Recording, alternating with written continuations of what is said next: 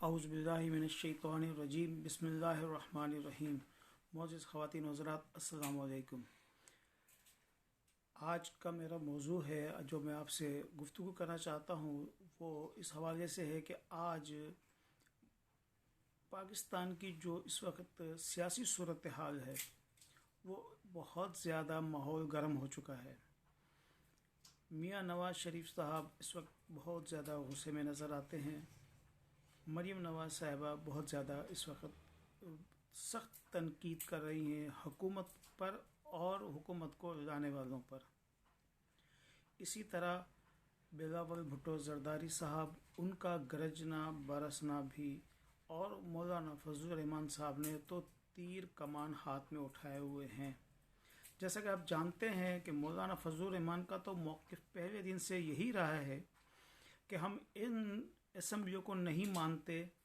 वो ये कहते हैं कि उनके साथ धांधली हुई है और जनाब इमरान ख़ान साहब को वो लोग गलत तरीके से इंतखाब करके उनको हम पर मुसल्लत कर दिया गया है।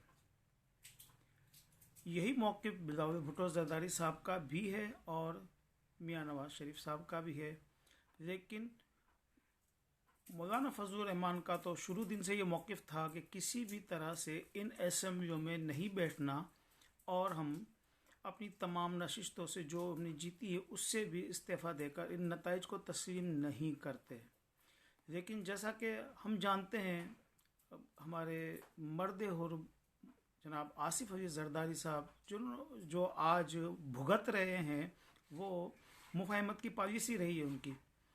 उन्होंने उस वक्त भी यही कहा कि चाहे जैसा भी इलेक्शन हुआ है, हमारे साथ बहुत ज़्यादा ज़्यादती की गई है। पंजाब में हमारा वोट ख़त्म नहीं हुआ, पीपल्स पार्टी का वोट ख़त्म नहीं हुआ है पंजाब में, लेकिन वहाँ पर जालसाजी करके उनके वोटों की तादाद 1200 और 1400 दिखाकर लोगों तक ये पैगाम देने की कोशिश की गई कि पीपल्स पार्टी जो कल वफाक की अलामत थी, अचानक उसके तमाम चाहने वालों ने अपने वोट पीटीआई को दे दिए हैं, जो इससे पहले कभी हुकूमत में नहीं रहे और जिनको तजर्बा भी नहीं था हुकूमत करने का, और न ही उनकी पार्टी में कभी इतनी ताकत थी। ये तो आप और हम सब जानते हैं कि तहरीक इंसाफ में लोग किस तरह शामिल हुए। ये मैं आपको बैकग्राउंड बता रहा हूँ उन बातों की जानिब जिनकी जानिब आज हमारे मियाँ नवाज़ शरीफ साहब खुलकर बात कर रहे हैं। ये एक जमहूरियत का हुस्न है कि वक्त के साथ साथ पहले हमारा प्रिंट मीडिया भी जो है वो सेंसरशिप की नज़र हो जाता था और जो बातें कहना चाहते थे वो नहीं छप सकती थी। फिर हमने जब देखा कि मीडिया की आज़ादी का नारा लगाया गया, लेकिन वहीं पर मीडिया मालिकान वो दबाव में आए अपने माली मफादात के ज़रिए और टीवी चैनल को अपने मकासद के लिए हुकूमतों ने इस्तेमाल किया और सहाफ़ियों की ज़बान बंद की गई और असल हक़ाइक़ से अवाम को बेखबर रखा गया। इसी तरह आज भी ये हुकूमत इसी तरह की कोशिश कर रही है।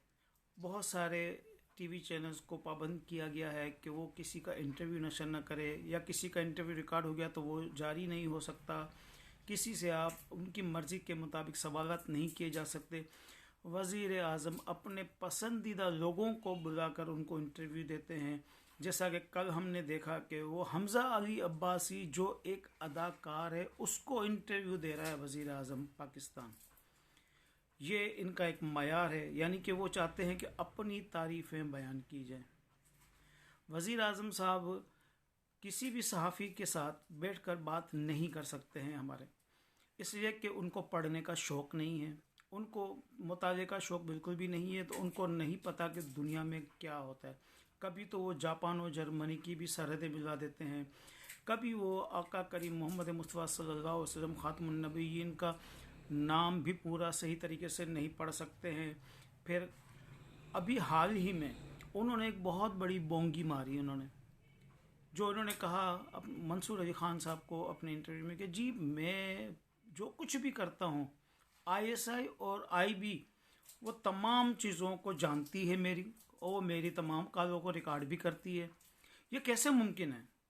इस बात की इजाज़त कैसे दी जा सकती है?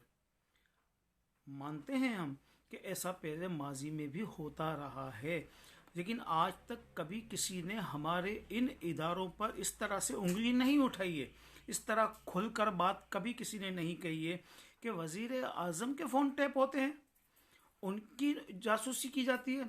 फिर उससे मुसरत आज़ाद के मज़ीद उसको बात को आगे बढ़ाया हमारे वज़ीर आज़म साहब। वो कहते हैं कि मैं भी अपने अरकान असेंबली और वज़ीरों की इंक्वायरी आईबी के ज़रिए करवाता हूँ। ये क्या सिलसिला है हमारे यहाँ? हमारे यहाँ हमारे जस्टिस काजी फ़ाइज़ ईसा साहब भी वो यही कह रहे हैं कि मेरी और मेरी बीवी की जासूसी की गई। इसी तरह वज़ीर आज़म साहब कहते हैं कि मैं भी जासूसी करवाता हूँ। सारी दुनिया जी हमारे जो है ना सहाफ़ियों को अगवा कर लिया जाता है। यानी कि एक अजीब किस्म का माहौल बना दिया गया है। नेब को मुसल्लत कर दिया गया है हमारे ऊपर। नेब को इतना आज़ाद और ख़ुद मुख्तार बना दिया गया है कि वो जिस भी अपोजिशन की, कारोबारी ताजरों की, सहाफ़ियों की, किसी भी इदारे के लोगों की, ब्यूरोक्रेसी जिनकी चाहे वो पगड़ियाँ उछालती फिरे, और उनके पास बहुत बड़ा हथियार है, एसेट्स बियॉन्ड मीन। ये जनाब एहतसाब अकबर साहब, जिनकी अपनी स्पेन में जायदादें हैं, जो असासे इन्होंने डिक्लेयर किया उससे कहीं ज़ायद आमदन जो है ना उनकी नहीं है जो उन्होंने असासे शो किए हैं। उनकी अपनी आमदन कहीं ज़्यादा नज़र आती है जो उन्होंने डिक्लेयर नहीं की। फैसल वाडा साहब की जायदादें। हमारे सलीम मांडवी आला साहब बहुत काबिल एहतराम डिप्टी चेयरमैन सेनेट हैं, उनको बोलना पड़ गया है। अभी तक उन्होंने 2 जो है वो प्रेस कॉन्फ्रेंस से किए हैं इस मौजू के ऊपर नेब के हवाले से, और बहुत सख्त ज़बान इस्तेमाल की है। आज उन्होंने बहुत सख्त बात की है जिस पर मैं शदीद हैरान हूँ। वो ये कहते हैं कि अब सेनेट ऑफ पाकिस्तान जो कि कानून साज इदारा है, वो कहते हैं कि अब हम इसकी तहकीकात करेंगे, नेब के अफसरान की डिग्रियां भी चेक करेंगे और नेब के अफसरान के तकर्रुर का जायज़ा भी लेंगे, और जो उनके असासे हैं उसको भी चेक किया जाएगा कि उनकी जो असासे हैं वो उनकी आमदन से मुताबिकत रखते हैं या नहीं।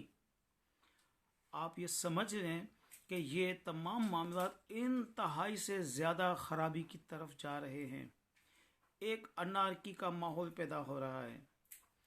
एक तरफ तो जस्टिस काजी फ़ाइज़ ईसा साहब की बेगम ने भी पटिशन दायर की है, और दूसरा जस्टिस काजी फ़ाइज़ ईसा साहब ने जो अभी हाल ही में 1-2 रोज़ पहले जो नज़रसानी की जो अपील दाखिल की है, जिसमें उन्होंने फैसल वाडा की जायदादों की तफसील दी है, एहतसाब अकबर, ये शहजाद अकबर साहब की जो है जायदाद उनके हवाले दिए हुए हैं, वज़ीर आज़म साहब की अपनी प्रॉपर्टीज़ के मुतालिक भी बात की गई है।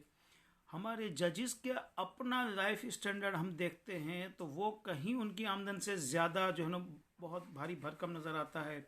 हमारे जनरल्स बहुत ऐसे हैं जिनके बच्चे बाहर पढ़ते हैं, जब उनकी तनख्वाहें देखी जाती हैं तो 2-2.5 लाख से ज़्यादा तनख्वाह नहीं है, जबकि उनके बच्चों की एजुकेशन की फ़ीस जो है ना वो सालाना 35 और 40 लाख रुपए से कम की फ़ीसें नहीं है उनकी। कैसे पढ़ जाते हैं उनके बच्चे? हमारे बच्चे तो नहीं पढ़ सकते हैं इस इतनी जो है कम कीमत के ऊपर, इतने कम मुआवजे के ऊपर, या इतनी कम आमदनी पे। लेकिन हमें तो टैक्सेस के नाम पर कि जी आपने फ़लाँ टैक्स नहीं दिया, फ़लाँ टैक्स नहीं दिया। हमारे वज़ीर आज़म साहब कहते हैं कि मैं क्या करूं, अब कैसे लोगों को जो है ना वो महंगाई से निजात दिलाऊं कि लोग टैक्स नहीं देते हैं। वज़ीर आज़म साहब, आप टैक्स चोर हैं, आपके साथ बैठने वाले लोग टैक्स चोर हैं, आवाम टैक्स चोर नहीं है। मेरा तो एक छोटा बच्चा जो मेरा नवासा या पोता भी अगर एक टॉफ़ी लेने जाता है, एक बिस्किट का पैकेट ख़रीदता है, उस पर भी वो सेल टैक्स देता है। हम गैस इस्तेमाल करें उसमें टैक्स देते हैं, हम बिजली इस्तेमाल करें उसमें टैक्स देते हैं, हम पेट्रोल लें उसमें टैक्स देते हैं, हम ट्रेन में सफ़र करें टैक्स भी दें, उनके किराए भी दें, और फिर उनको डैम फंड भी दें जो कहीं नज़र नहीं आता। कौन सी वो चीज़ है जो हम ख़रीदते हैं उसमें हम टैक्स नहीं देते? कौन सी ऐसी आइटम है जिसके ऊपर आपने टैक्स नहीं लगा के रखा? वज़ीर आज़म साहब, आप सीधा सीधा इकरार करें कि आप में काबिलियत नहीं है। आपका नदीम बाबर पूरे पाकिस्तान को 120 अरब रुपए का टीका लगा देता है, आपको पता ही नहीं चलता। आपका आमिर कियानी 5 अरब रुपए का आपको टीका लगा के जाता है, 500% दवाइयाँ महंगी हो जाती हैं, आपको पता नहीं चलता। आपको ये सारी बातें पता ही नहीं चलती हैं। आपको आपका वजीर कोई नहीं बताता। गैस चीनी चोरी हो गई आपको नहीं पता, आटा चोरी हो गया आपको नहीं पता, गैस के रेट बढ़ा दिए, गैस जो दरामद करनी थी। शाहजेब खानजादा ने चैलेंज किया है आपको, खान साहब आप अपने वज़ीरों से हिसाब मांगें, उनको कहें कि जवाब दें डॉक्यूमेंट्स के ज़रिए, और मेहरबानी करके आपको इतना ही शौक है इंटरव्यू देने का, तो एक शाहजेब खानजादा साहब को भी इंटरव्यू दे दें आप, एक रऊफ़ कलासरा साहब को भी इंटरव्यू दे दें, एक जावेद चौधरी को इंटरव्यू दे दें, या मुझ जैसे खाकसार को एक इंटरव्यू दे दें। तो हम आपसे पूछेंगे कि इंटरव्यू होता क्या है, हार्ट अटैक होता क्या है। दूसरों पे हंसना आपको बहुत आता है खान साहब।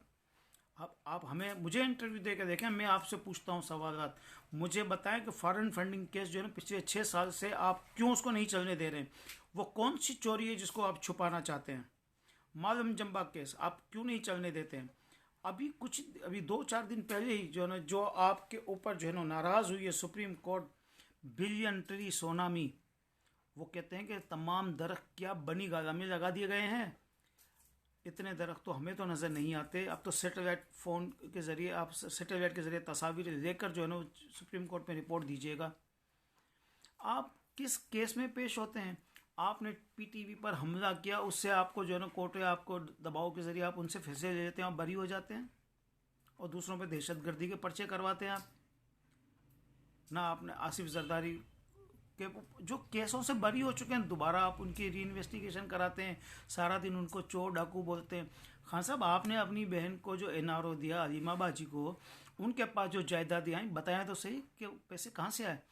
आपने तो पैसे भीख मांग कर अपनी वालिदा के लिए हॉस्पिटल बनाया। जब आपकी वालिदा का इंतकाल हुआ, आप काउंटी क्रिकेट खेल रहे थे, आपको शर्म नहीं आती है। मियाँ नवाज शरीफ साहब की वालिदा के इंतकाल के ऊपर आप उल्टी सीधी बातें करते हैं। आप वज़ीर आज़म हैं पाकिस्तान के, क्या वज़ीर आज़म को यह ज़ेब देता है कि किसी के इंतकाल के ऊपर, किसी सियासी लीडर के वालिदा वालिद के मौत पे आप उसका मजाक उड़ाएं। जब आपकी वालिदा का इंतकाल हुआ, मोहतरमा जो शौकत खानम साहिबा का, आज तक किसी ने आपको ताना नहीं दिया। लेकिन जब आपकी वालिदा बीमार हुई और आपकी वालिदा का इंतकाल हो गया, आपने उनकी शिकल नहीं दी कि आप नमाज़ पढ़ने नहीं आए थे, आप काउंटी क्रिकेट खेल रहे थे, और उन पैसों जो वहाँ से आपने पैसे कमाए, आपने खुद इकरार किया कि मैंने उससे जुआ खेला है, आपने जुआ में पैसे लगाए। आपको कैसे सादिक और अमीन कहा जा सकता है। आपको साकिब निसार तो कह सकता है, लेकिन हम आपको सादिक और अमीन नहीं मानते हैं। आपने जो सादिक और अमीन कारोबारी लोग हैं, उनको जलील और ख्वार कर दिया है, बेरोज़गार कर दिया है लोगों को। आप अपने ही इंटरव्यूज़ देखें, आपने तो कहा था स्टील मिल के लोगों को कि हम स्टील मिल चला कर दिखाएंगे। खान साहब आपने तो स्टील मिल बंद कर दी। आपने तो कहा था हम लोगों को 1 करोड़ नौकरियां देंगे। आपने 1 करोड़ नौकरियां क्या देनी थी, आपने तो अभी जो है 4,500 स्टील मिल के मुलाजमीन को नौकरी से बरतरफ कर दिया। कभी आप कहते हैं कि कोरोना जो है एक मामूली सा जो है वो फ्लू है, कोई घबराने की ज़रूरत नहीं है, आपने घबराना नहीं है। अब आप क्यों घबरा गए इनके जलसों से। अब आपको कोरोना क्यों नज़र आ रहा है। खान साहब अब अगर आपसे हुकूमत नहीं होती तो खुदा के वास्ते इस मुल्क का बेड़ा गर्क होने से और इनके इदारों को तबाह और बर्बाद करने से और उनको आपस में लड़वाने से बेहतर है कि आप इज़्ज़त के साथ अपना इस्तीफ़ा दें और अपने घर को जाएं। ये हुकूमत आपसे नहीं चलती, ये कंपनी नहीं चलेगी। आप किसी पर पाबंदी लगाएं, आप हमें क्या करेंगे, गिरफ्तार करेंगे। आप मुझे गिरफ्तार करें, तबाह बर्बाद, हमें गोलियां मार दें, लेकिन क्या अब हम सच बोलना छोड़ देंगे। हाँ साहब अब ये जो है वो आपके सोशल मीडिया जो है ना वो आपके काबू में नहीं है कि आप हमें कह देंगे जी आपका जो है हम टीवी बंद कर देंगे। अब सोशल मीडिया आज़ाद है और आज़ादी हमने तो इस आज़ाद मुमलिकत में हमने जन्म लिया है, यहाँ हमने आंखें खोली। या कायदे आज़म का पाकिस्तान है, ये तहरीक इंसाफ का पाकिस्तान नहीं है।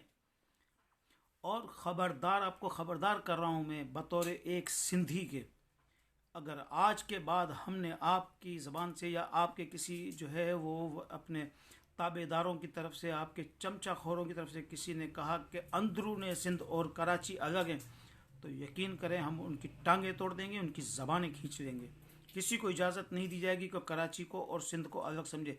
सिंध हमारी माँ है, सिंध धरती के लिए हम अपनी जानें देंगे।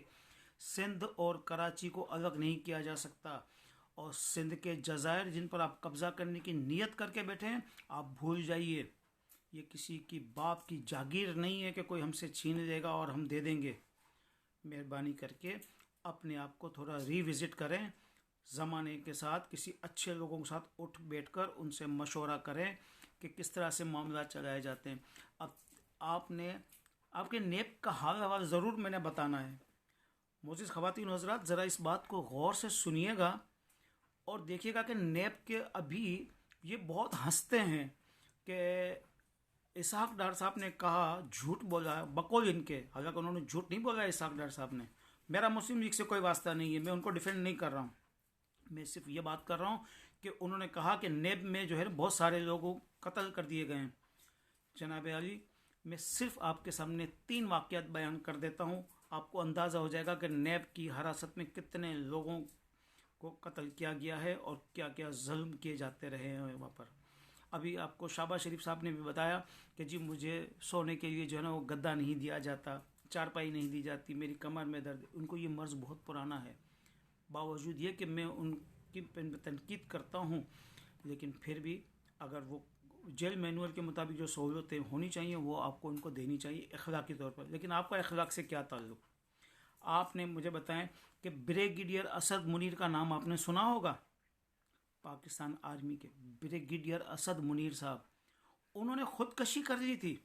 एक सुसाइड नोट लिखा था जिसमें उन्होंने लिखा था कि नेब की तरफ से जो मेरे खिलाफ तहकीकात हो रही है, मुझे धमकियां दी जा रही हैं, तो इससे पहले कि वो मुझे हथकड़ियां लगाए, मुझे बेइज्जत करे, बाद में तो वो साबित नहीं कर पाएंगे जैसा अब तक का इनका ट्रैक रिकॉर्ड है, लेकिन वो एक इज़्ज़तदार आदमी थे, पाक फ़ौज के सिपाही थे। जो फ़ौज की बातें करते हैं ना, तो ये मेरे फ़ौज के जवान थे, ब्रिगेडियर लेवल के आदमी थे। वो इन नेब के चेयरमैन की हरकतों से तंग आकर उन्होंने खुदकशी कर ली थी। हम इस वाक़े को भूले नहीं हैं। ये पाक फ़ौज हमारी फ़ौज है, ये मुल्क भी हमारा है। आप तो मेहमान के तौर पर आए हैं, फिर दोबारा आप चले जाएंगे, लंदन में रहेंगे अपने बच्चों के साथ, अपनी बेटी के साथ। ये मुल्क हमारा है, इस मुल्क को हमने ही संभालना है। हमारे किसानों के साथ आपने जुल्म किया। मैं दूसरा वाक़या बता दूं आपको नेब का। नेब ने पंजाब यूनिवर्सिटी के प्रोफेसर को भी हथकड़ियाँ लगाकर गिरफ्तार किया, याद होगा आप लोगों को। उसके बाद एक और हमारे टीचर थे, सरगोदा से, मैं सिंध के लोगों की बात नहीं कर रहा हूँ, पंजाब भी मेरा है, के भी हमारा है, आज़ाद कश्मीर भी हमारा है, बलूचिस्तान भी हमारा है, सिंध भी हमारा है, एक एक चप्पा हमारा है। मैं पंजाब के भाइयों की बात करता हूँ, हमारे पंजाब के टीचर जिसकी सारी दुनिया सबसे ज़्यादा इज्जत करती है, आपके इसी नेब ने उनको हथकड़ियाँ लगा कर रखा और उन पर इतना तशद्दुद किया कि वो इंतकाल कर गए नेब की हिरासत में। और वो फुटेजेस आप लोगों के पास महफूज होंगी, जब आपने देखी होंगी कि उनको स्ट्रेचर पर जब वो उनको दिखाया गया कैमरे के सामने, तो वो इंतकाल कर फरमा चुके थे। हमारे वो टीचर साहब जिनका ताल्लुक सरगोदा से था, वो भी नेब की हिरासत में हथकड़ियों के साथ लगी हुई हथकड़ियों के साथ वो मुर्दा पाए गए। अभी आपको और कितने हम वाक़ये बताएं इस छोटी सी सोशल मीडिया की हमारी जो व्लॉग है उसके ऊपर, कितना हम आपको बयान करें भाई? आप क्या चाहते हैं? अब ये जुल्म मज़ीद नहीं चलेगा, ये कंपनी नहीं चलेगी। खान साहब, अब आप अपना इंतज़ाम कर लें। हमें अपनी पाक फ़ौज से लड़ाने की आपको कोशिश करने की ज़रूरत नहीं है। ना हम मजहबी मुनाफरत फैलाने की इजाज़त देंगे और ना ही किसी को लसानी फसादात फैलाने की इजाज़त देंगे। तमाम ज़बानें बोलने वाले, सिंधी, उर्दू, पंजाबी, पश्तू, ब्राह्वी, बलोची, कश्मीरी, ये सारे पाकिस्तान की इकाइयों के गिलगित बल्तिस्तान का एक एक चप्पा हमारा है और इसकी हिफाजत के लिए हम अपनी जान भी कुर्बान कर देंगे। बराए मेहरबानी अपने हाल पर रहम कीजिए। पाकिस्तान में इस वक्त जैसे हालात जा रहे हैं, हमें यह लगता है कि ये हुकूमत चाहती है कि हालात इतने ख़राब हो जाएं कि कोई गैर इक़दाम किया जाए, आइनी इक़दाम।